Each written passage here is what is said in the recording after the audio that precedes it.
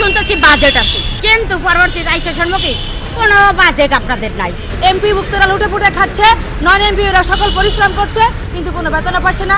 Police নামের কলঙ্করা, originally ওরা fascist, ওরা তো এই সরকারের না। আমার তো পেট আছে, আমার সন্তান আছে, সংসার আছে, আমার তো খিদা লাগে। মাননীয় প্রধানমন্ত্রী, আমার খাবার কোথায়?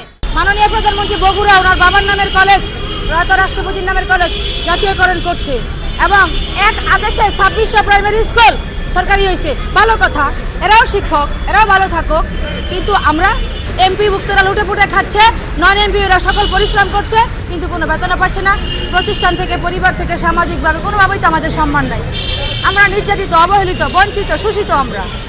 আমাদেরকে সব জায়গায় ছোট করে কথা বলা হয়। প্রত্যেক বছর শুনতেছি বাজেট আছে, আপনাদের জন্য 200 কোটি টাকা বরাদ্দ আছে, 300 কোটি টাকা বরাদ্দ আছে, কিন্তু পরবর্তীতে আইসা সম্মুখীন কোনো বাজেট আপনাদের নাই। আবার বাজেটের সুযোগ আপনাদের দিয়ে দেবো, এই কথা বললে ওই যে সচিব, আমলাতান্ত্রিক সচিবরা আমাদের বিদায় দিয়ে দেয়, যান আপনারা চলে যান। আর ওই টাকাগুলো কি হয়, কোন খাতে ব্যয় হয় আমরা জানি না ভাই। ওই টাকাটা কিন্তু সরকার, মামলাতান্ত্রিক সচিবরা আপনাদের টাকা না, ওরা কিন্তু আমাদের বরাদ্দকৃত টাকা। আমাদের টাকা কোথায় যায়, আমাদের কেন এমপিভুক্ত করেন না? টাকা কোথায় যায় আমরা জবাব চাই। শিক্ষামন্ত্রী আপনি তলিয়ে দেখেন।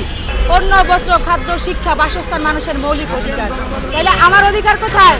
আমার খাবার কোথায়? মাননীয় প্রধানমন্ত্রী, আমার খাবার কোথায়? আপনি এবার কুরবানি ঈদে 60% বোনাস দিলেন, পে স্কেল দিচ্ছেন, 14% 15% বাড়ি ভাড়া দিলেন, বৈশাখী ভাতা দিলেন।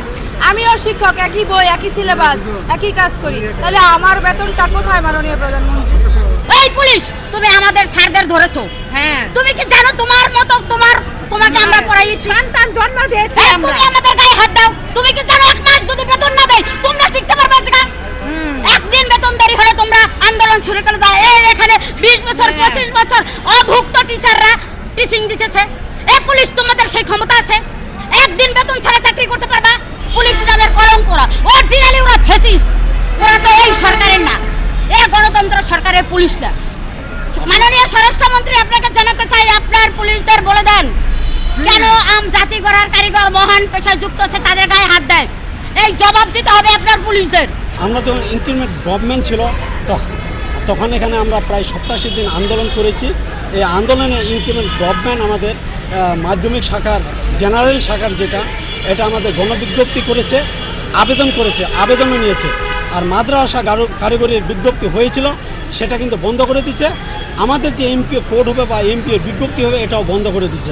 আমার তো পেট আছে, আমার সন্তান আছে, সংসার আছে, আমার তো খিদা লাগে, আমার তো খাবার খাইতে হয়। যদি আমার খাবারের ব্যবস্থা না থাকে আমি কিভাবে পাঠদান করব? খিদা পেটে শিল্প চর্চা হয়, সাহিত্য চর্চা হয় না খিদা পেটে। মাননীয় প্রধানমন্ত্রী, এই অভুক্ত শিক্ষকদেরকে জিও কোড ঘোষণা করে আপনি আমাদের প্রতিষ্ঠানে ফেরত দেন। আমরা ভালো নাই।